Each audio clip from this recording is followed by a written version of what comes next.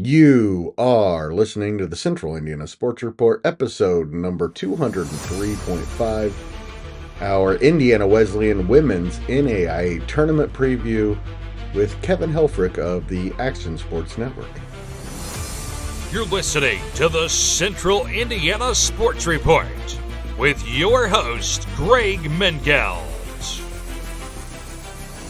Kevin, this is an Indiana Wesleyan team that certainly looks like a national championship contender, but first, they have to get out of the regional.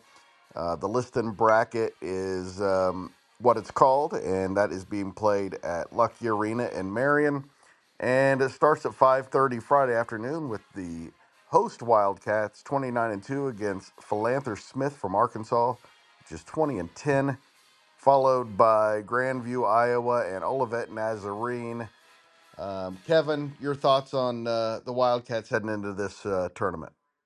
Yeah, this team had high expectations right from the start. This is a team that finished 29-5 just a year ago and made it to the Sweet 16. And they've been ranked in the top 5 since week 1, and they reeled off 23 straight wins to open the season. So kind of putting their stamp on that they belong as one of the top teams in the country. And they secured their 22nd trip to the NAIA tournament, and they actually earned a number 1 seed after winning the Crossroads League regular season and tournament titles. And yeah, this is a team that has a lot of talent led by Lily Frazier. She's a 4-year first-team all-conference player, just a phenomenal athlete, slashes to the basket. She averages 18 points a game, a little bit over that, and grabs about 8 rebounds a game as well. They missed her. They did hit some bumps in the road.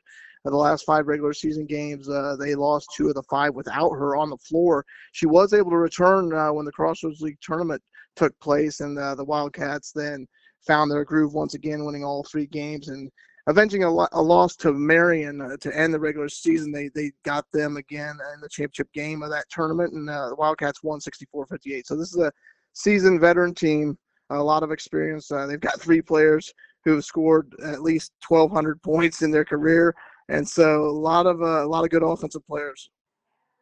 And this is you probably consider them the significant favorite to get out of Marion, right?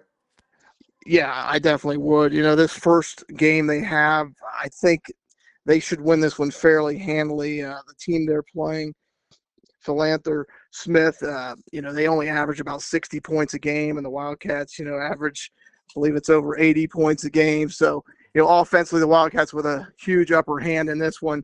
If Philanthropy is going to keep this one close, they're going to have to make it a knockdown, drag-out type of game where their defense has been pretty good. They've only allowed 56 points a game this year, but they're playing a different kind of offense, I think, than what they've probably seen most of the year. And Indiana Wesleyan equally as good defensively. They only give up 58.6 points a game. So I do expect Indiana Wesleyan to kind of breeze through this first-round game. And, the championship game, they'll play the Grandview out of Iowa is 23-7 coming into Lucky Arena this weekend, and they'll take on Olivet Nazarene in that second contest. And, I think Grandview will probably win that basketball game, and they'll have a date with Iowa on a Saturday early evening. And, anything can happen when it comes to tournament time. So you don't want to say it's a lock, but I do feel good about where Indiana Wesleyan is and in this round in particular. And of course, they are 14-2 at home. Both their losses did come at home, but again, you mentioned that was without their best player and against 2 really good teams. Yeah, St. Francis got them first. Iowa was 23-0, and St. Francis, another very good basketball team, came in and kind of handled the Wildcats on that Saturday afternoon a few weeks before the Marion loss. So, you did have a little bit of concern as you lose 2 of your last 5 games, but I think all things are back to normal on the south side of Marion with the return of Frazier. And, they've had other girls that have been there, quite some time. They've got 6-foot Maddie Lawrence, who's a graduate student. She started at Winchester High School. She comes off the bench and is solid for them. She's just scoring under 10 points a game. And they've got a transfer about 3 years ago, and Taylor Folkema, who's really the number 2 go-to scorer for the Wildcats. She averages almost 17 points a game really and 5 nice rebounds. Really nice season, a nice player. And then, of course, down low, you got senior forward Jade Nutley. She's just been an anchor down there. Her scoring's kind of down a little bit this year. She's averaging under double figures for the first time in a few years, and but she's 1,250 points in her career. And a really solid player out of Madison, Indiana. And then, somebody who's kind of really been able to shine this year, and her first real significant minutes as a starter is senior Izzy Reed. She leads the team with 59 three-pointers on the season, so she's had a great year. And so that's kind of the nucleus of the Wildcats. Those are the people who are going to make the engine go, and they've made it go really well so far this year. Yeah, and 29-2 is a great record for any team. But when you consider there are 5 teams from the crossroads in this tournament, Marion, St. Francis, Spring Arbor, Huntington joining Indiana Wesleyan, boy, that says a lot about their record, doesn't it? It really does, and they were never really threatened as far as of any fear of losing the conference, as they lost the last regular season game to Marion, so they ended up winning the conference by 1 game over St. Francis and Marion. But really, they kind of had a 2-game cushion there going into that final Saturday of February. And these teams, the Spring Arbor is another one who's had a decent season, and then throw in Huntington.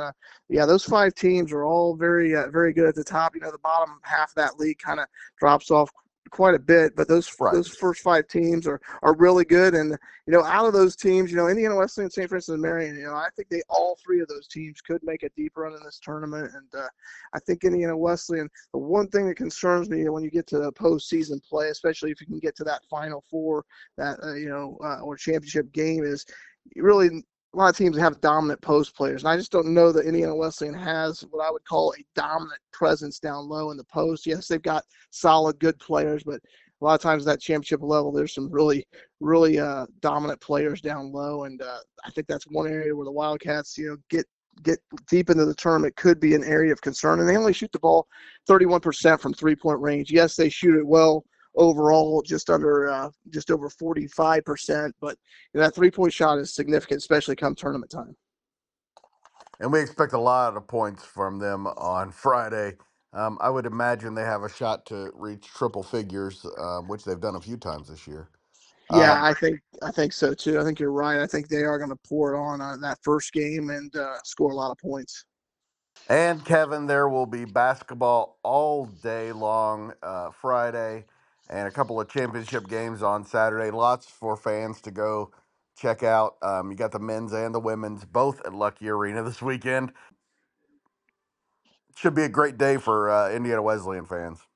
It really should. I'm kind of glad that the ladies are playing after the men. That'll give them an opportunity. That Indiana Wesleyan crowd will already be in the gymnasium, and no reason for them to leave. They got a very good women's team that's going to put on a show after the fellas, and so that's an exciting thing for them, because a lot of times the men do play before the women on a Saturday or whatnot at home, and sometimes the crowd kind of filters in throughout that first game. So it'll be nice to have a full crowd behind the Wildcats this weekend.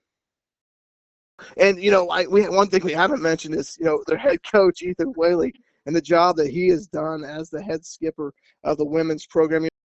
Well, Steve Brooks really kind of built this into a dynamic program back in his day, winning 2 national titles. So that was a program that at one stretch won 56 consecutive games, including a perfect 38-0 season in 2006, 2007. And then, Coach Whaley is a protege of Coach Tonigal. He was on his staff for 6 years there before becoming the women's coach. And all he's done is gone 213 and 55 for a 79.4 winning percentage. So in the Crossroads League, he's even better than that. He's 115 and 26. So the job he's done, following sort of the footsteps of what Coach Brooks had developed at Indiana Wesleyan, says a lot. I mean, that's not an easy thing to come in after a guy who's won a couple of national titles and really put that program at the top of the NAIA level. Thank you so much to Kevin for joining the Central Indiana Sports Report once again and filling in the Central Indiana Sports Report listeners with a lot of good Indiana Wesleyan information. Always appreciate his time. And thank you for listening. If you're interested in seeing the Central Indiana Sports Report continue to grow and thrive, please share these podcasts with your friends and family. Thank you as always.